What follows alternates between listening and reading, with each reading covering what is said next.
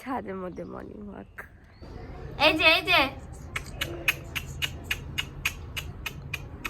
এই যে বন্ধুরা, আমরা এখন দোল চড়ছি। আমরা চলে এসেছি সকাল সকাল ছায়াতে।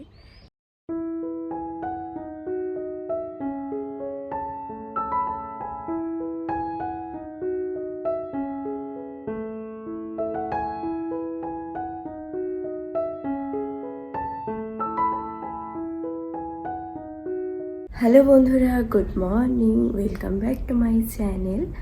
আজকে আমি তোমাদের সাথে শেয়ার করব আমার 6 মান্থ বেবি রুটিন। তা চলো সম্পূর্ণ ভিডিওটা স্কিপ না করে দেখতে থাকো। আর আজ জানো তো তাড়াতাড়ি উঠে পড়েছি। আর এখন থেকে কিন্তু আমি আজকের ভিডিওটা স্টার্ট করছি। ওই ঘরে ঐত্রী আর আরাধ্যা দুজনেই ঘুমোচ্ছে। সকাল 8টা পর্যন্ত এরা নিশারে ঘুমোবে। গুড মর্নিং, আমরা চলে এসেছি সকাল সকাল ছায়াতে একটু মর্নিং ওয়াক করতে। এই যে বন্ধুরা, আমরা এখন দোল খাচ্ছি, তাই না? দোলনায় বসে বসে দোল খাচ্ছি, মর্নিং টাইম। এখন ওই ঘড়ির কাঁটায় 9:45 মতন বাজে। আরাম খেয়ে খেয়ে দোল খাচ্ছে, তাই না? মায়ের কোলে শুয়ে শুয়ে ওলে বাবলে বলে উঁচি উঁচি দেখতে হবে ওর। এখন এই মাসে তুমি কি শিখেছো? এখনো নতুন কিছু শেখেনি, শিখবে, তাই না?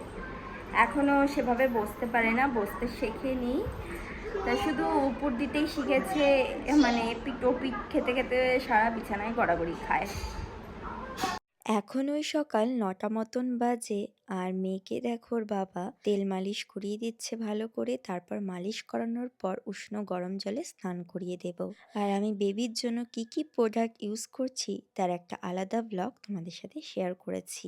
বেবি রিলেটেড কিছু কিছু ভিডিও ইউটিউবে ডাইরেক্ট পোস্ট করা যায় না, তার জন্য কিছু নিয়ম রয়েছে। তা সেজন্য অনেক ভিডিও তোমাদের সাথে শেয়ার করতে পারি না।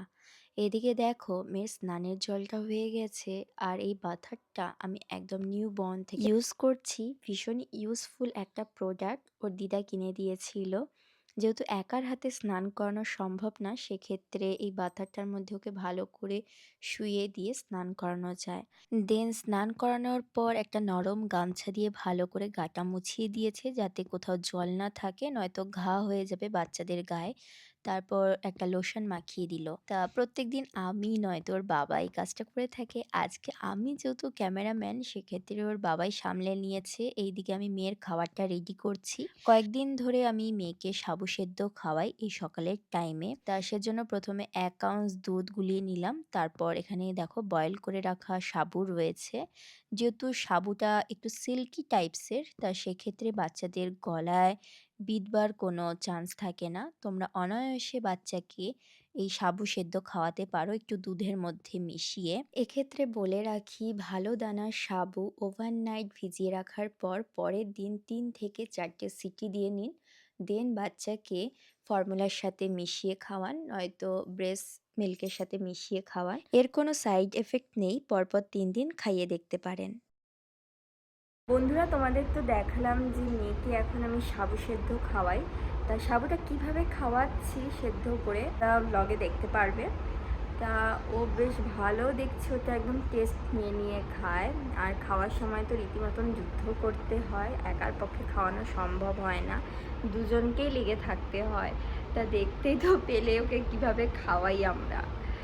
তা চলো, এখন মেয়ে তো ঘুমোচ্ছে, আমি একটু ঘুমোবো, কারণ অনেক ভোরবেলায় উঠেছি, ভীষণই ক্লান্ত লাগছে। আর সারাদিন আজকে আমার কোনো কাজকর্ম নেই, তা ভাবছি মেয়ের সাথে সাথে আমিও ঘুমিয়ে পড়ি।